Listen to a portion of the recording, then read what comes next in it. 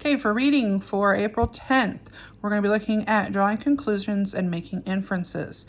And remember, this is where we take what we already know, we take what the story says, and then we can come up with something that is not exactly told in the story. And that would be a conclusion or an inference. So we're going to read the Elderly Lion. And as we read, we're going to think about what we already know in addition to what the story says. And then we're going to try to figure out what the story means, okay, by thinking about what makes the most sense.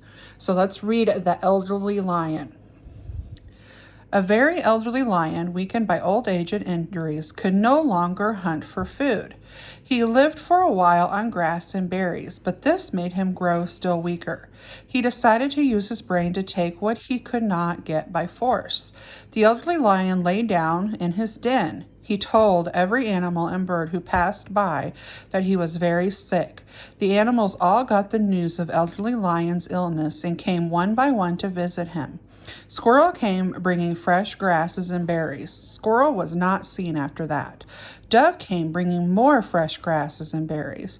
Dove was not seen after that. More animals went to visit the elderly lion, and it became clear that animals were disappearing. Fox thought about the situation. He decided to go and visit the elderly lion. He went to the elderly lion's den and stood outside at a respectful distance. "How are you feeling today?" Fox asked. Not well at all," said the elderly lion. "But why do you stand there outside? Please come in and visit with me for a while." "No, thank you," said Fox. "I noticed that there are many footprints leading into your den, but I see no trace of any leading out." We read that story the other day when we were comparing and contrasting two stories.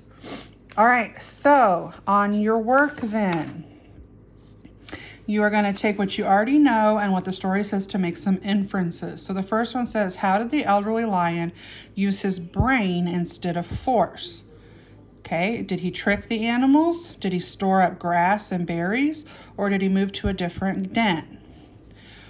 Why did the animals come to visit the elderly lion when they heard about his illness? Were they afraid of him? They hoped the elderly lion would move somewhere else? Or did they feel sorry for him? Why were squirrel, dove, and other animals not seen again after visiting the elderly lion? Okay, so it doesn't tell us this directly in the text. So you're going to take what you already know and what the text kind of told us to see if you can figure it out. Did the elderly lion eat them? Did the elderly lion tell them that they should move to another part of the forest? Or did they let them stay with them in the den? Why did Fox decide to go and visit the elderly lion? Did he want to tell the elderly lion he was sorry he was sick? Did he want to tell the elderly lion something that would make him feel better? Or did he want to find out why the animals were disappearing? Okay, so then you're going to think about what makes the most sense to draw a conclusion.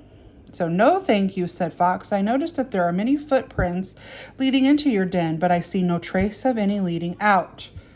Okay, so it doesn't tell us exactly why, but it's probably because Fox sees proof that the elderly lion has eaten the animals who visited him.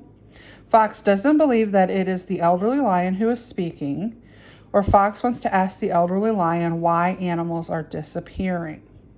Okay, and then number 6 says draw another conclusion, meaning what lesson is the story meant to teach? Okay, that kind of goes back to theme. What is the theme? What moral or lesson is the story teaching you? Okay, that's it for reading.